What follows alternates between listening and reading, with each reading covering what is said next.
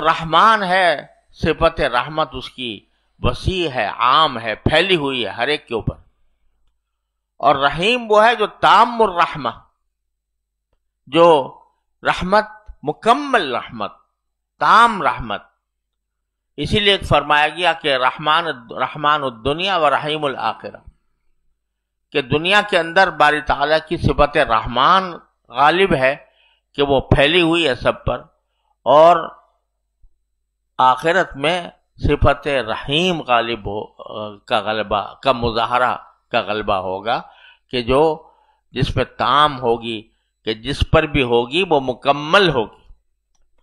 تو یہ صفت رحمت اللہ تبارک و تعالیٰ کی، اچھا یہی صفت ہے رحمان کی جس کا مشرکین انکار کرتے تھے. باری تعالیٰ نے قرآن کریم میں فرمایا یہ وہ اللہ کا نام تو جانتے تھے، اللہ کو مانتے بھی تھے، لیکن رحمان کو نہیں مانتے تھے. قالوا وما الرحمن، رحمان کیا ہوتا ہے؟ تو وہ رحمان کی صفت کو نہیں مانتے تھے. تو اور نہ رحمان کو کا باری تعالیٰ کے اسماء حسنہ میں رحمان کے قائل تھے.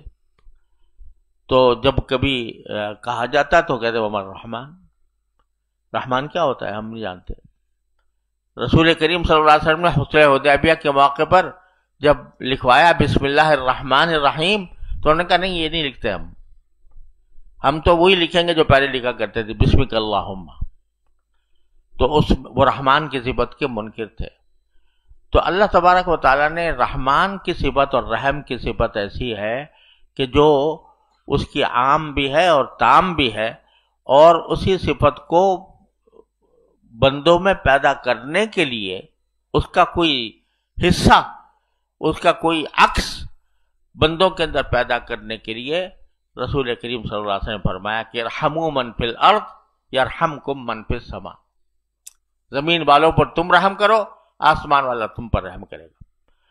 تو یہ استاد کی طرف سے طالب علم کو پہلا سبق یہ ہے کہ یہ باری تعالیٰ کی صفت رحمت پر کو حاصل کرنے کی کوشش کرو. اور یہ رحمت من فی الارض کے لیے ہے، جو کوئی بھی زمین میں ہے، اس میں مسلمان بھی داخل ہے، اس میں غیر مسلم بھی داخل ہے. اگرچہ رحمت کے عنوانات مختلف ہوتے ہیں، کسی کے ساتھ رحمت یہ ہے، کسی کے ساتھ کوئی دوسرا طریقہ اس کے رحمت کا ہے. غیر مسلم کے لیے رحمت ایک یہ ہے کہ اس کے بارے میں ہمارے دلوں میں یہ تڑپ ہو کہ کسی طرح اس کو جہنم سے نکال لیا جائے، اور اصل رحمت یہ ہے. اور اب دنیاوی معاملات کے اندر بھی غیر مسلموں کے ساتھ حسن سلوک، یہ لا ينهاكم عن الذين لم يقاتلونكم في الدين ولم يخرجوكم من دياركم ان تبروهم وتقسطوا اليهم ان الله يحب المقسطين. تو غیر مسلموں کے ساتھ یہ عام سلوک کے اندر بھی یہی ہے. مجبوری آ جاتی ہے جب وہ دشمنی پر، اللہ کی دشمنی پر اتر آتے ہیں تو مجبوراً ان کے خلاف تلوار اٹھانی پڑتی ہے. ورنہ نبی کریم سرورت عالم صلی اللہ علیہ وسلم نے جس طرح حسن سلوک مسلمانوں کے ساتھ کیا عام برتاؤ میں، اس طرح غیر مقاتل، غیر مسلموں کے ساتھ بھی کیا. سارے جو خون کے پیاسے تھے، جو ہر وقت نبی کریم صلی اللہ علیہ وسلم کے خلاف سازشوں کے جال بنتے رہتے تھے، جنہوں نے مکہ مکرمہ سے آپ کو، آپ کے اصحاب کو نکالا، جب فتح ہوئی تو فرمایا کہ انتم الطلقاء. نہ ان کے ظلم و ستم کا کوئی بدلہ لیا، نہ ان کو کوئی برا بھلا کہا، بلکہ کہا کہ لا تثریب علیکم اليوم، آج تم پر کوئی ملامت بھی نہیں، کتنا بھی نہیں کہ ہم تم سے کہہ دیتے کہ تم نے کیا ظلم ڈھائے تھے ہمارے اوپر. لا تثریب علیکم اليوم انتم الطلقاء، سب آزاد، سب کو امن دے دیا. تو باری تعالیٰ کی صفت رحمت کا مظاہرہ سرکار دو عالم صلی اللہ علیہ وسلم کے قدم قدم پر سنت کے اندر موجود ہے.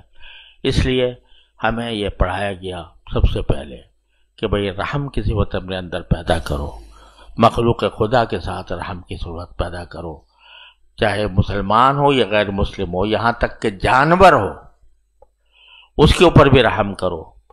اور رحم کی صفت اپنے اندر پیدا کر کے لوگوں کے ساتھ معاملات اسی طرح کرو جس میں رحم ہو، جس میں دوسرے کے اوپر طعن و تشنیع نہ ہو، جس پر دوسرے کے حقوق ضائع نہ ہوں، جس میں دوسرے کے ساتھ کوئی ناانصافی نہ ہو۔